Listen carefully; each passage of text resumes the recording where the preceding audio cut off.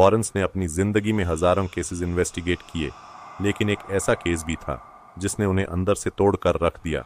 ये था एड और लॉरेन वॉरेन का आखिरी और सबसे खौफनाक केस, जिस 13 साल तक एक घर के अंदर सिर्फ दर्द, खून और शैतान की चीखें गूंजती रही।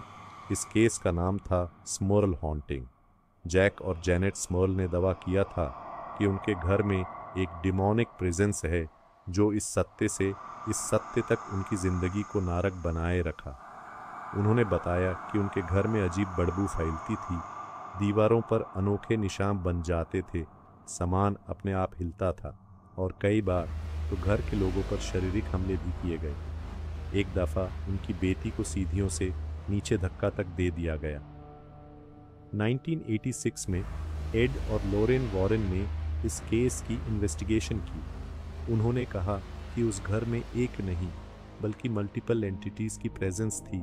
एक यंग वुमन, एक फंसा हुआ आदमी, एक बुजुर्ग आत्मा और सबसे खतरनाक एक मलेवोलेंट डीमन। ये केस इतना भयानक था कि लॉरेन वॉरेन को वहाँ से भागना पड़ा और ये उनका वो केस बन गया जिसे वो कभी पूरी तरह सुलझा नहीं पाए। 13 साल तक ये हॉन्टिंग चली और आज भी कहा जाता है कि कॉन्जरिंग के फाइनल पार्ट में शायद इसी केस को दिखाया जाए।